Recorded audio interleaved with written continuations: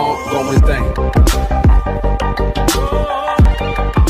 Jangan lupa untuk di-subscribe, like, comment, and share. Assalamualaikum warahmatullahi wabarakatuh. Nah, hari ini kita akan masuk ke dalam materi turunan pertama dan kemonotonan fungsi ya, dari suatu fungsi. Nah, jadi ada syarat-syaratnya nih ya. Oke, langsung aja ya kita bahas. Jadi untuk syaratnya ya, yang pertama syaratnya, jika turunan pertamanya lebih besar dari 0 maka kurvanya naik. Jika turunan pertamanya lebih besar dari 0 maka kurvanya naik.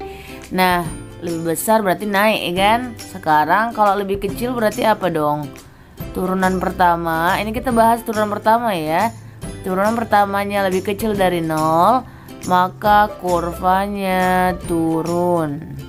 Oke, lanjut lagi. Bagaimana ketika turunan pertamanya sama dengan 0? Nah, kalau sama dengan 0 ini yang disebut dengan titik stasioner. Nah, jadi kita akan dapatkan titik stasionernya seperti itu ya.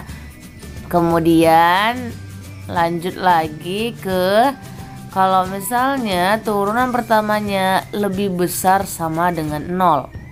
Nah, dia lebih besar sama dengan berarti lebih besar sama dengan 0. Nah, berarti 0-nya termasuk gitu ya, tapi dia ada juga yang lebih besar. Nah, ini artinya kurvanya tidak akan pernah turun gitu, akan selalu naik gitu. Nah, ini kurvanya tidak pernah turun. Oke, Ibu buat tidak pernah turun aja ya. Oke. Nah, kemudian bagaimana ketika turunan pertamanya lebih kecil sama dengan 0? Artinya berarti kurvanya dari suatu fungsi fx-nya tidak akan pernah naik gitu. Lawannya aja ya. Kalau ini kan makin kecil ya gitu ya. Lebih kecil sama dengan 0. Nah, 0-nya termasuk, kemudian lebih kecil dari 0.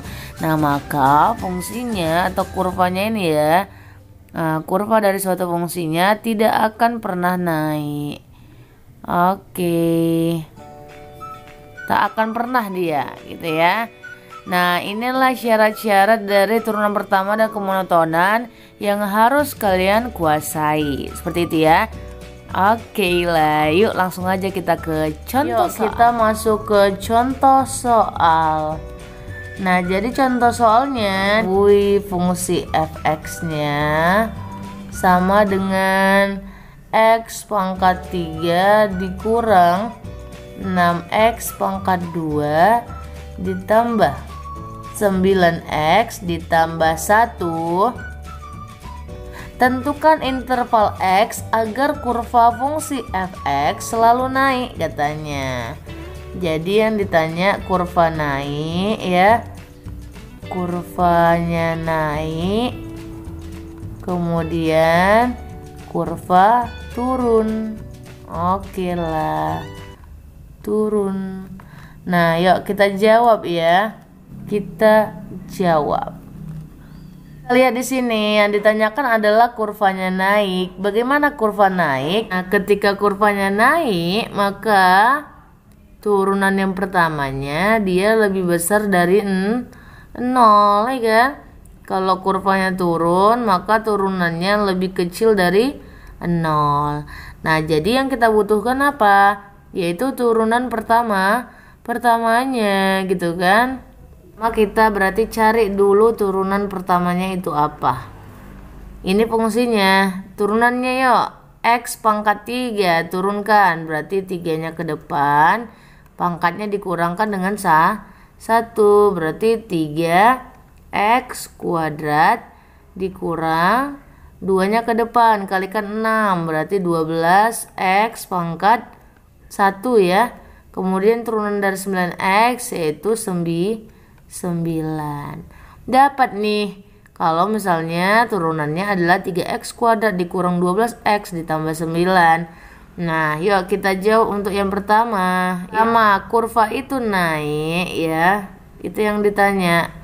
Kurva naik ketika fungsi pertamanya lebih besar dari 0. Berarti ini lebih besar dari 0. 3x kuadrat dikurang 12x ditambah 9 lebih besar dari 0. Itu bisa kita sederhanakan lagi tuh ya. Kita bagikan 3 aja ini semua. Ya, berapa tuh?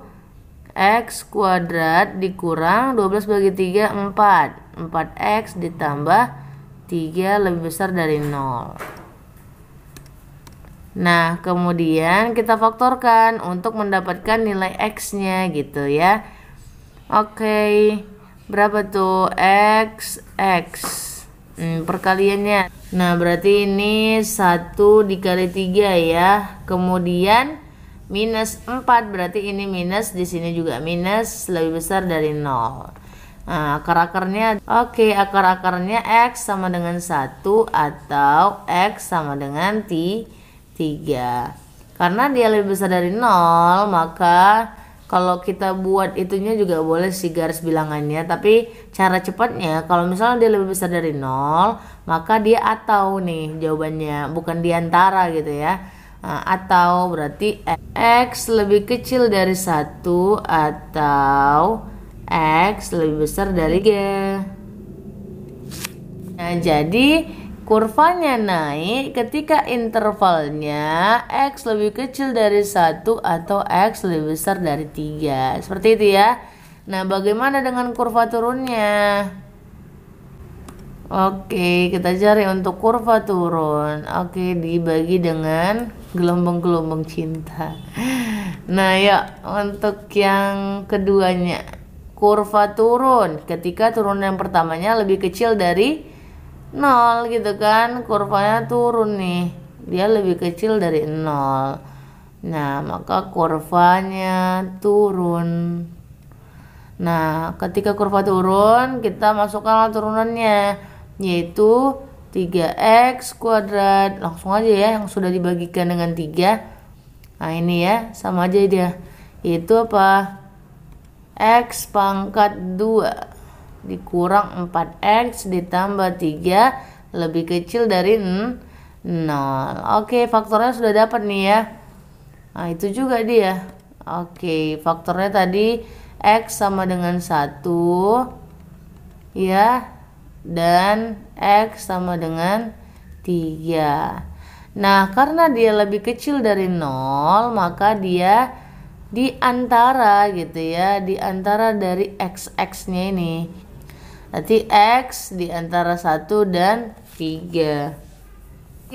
X lebih besar dari 1 dan lebih kecil dari 3. Inilah interval turun dari kurva fungsi x pangkat 3 dikurang 6x pangkat 2 ditambah 9x ditambah 1. Seperti itu deh ya. Sedangkan ini untuk kurva naiknya. Nah, misalnya kita yang ketiga kita tambahkan ya, untuk titik stasionernya itu titiknya berapa aja. Berarti kita sudah tahu ya, untuk titik stasionernya adalah, kita cari untuk titik stasioner. Titik stasioner itu apa? Ketika turunan pertamanya sama dengan 0. Jadi ini tadi suatu fungsi ini kita sama dengan ke 0. Tadi titiknya kita dapat berapa? 1 dan 3. Berarti titik stasionernya berada pada x sama dengan 1 dan x sama dengan 3. Seperti itu ya. Oke lah. Gampang kan? Bersama Bu Mia, jago matematika.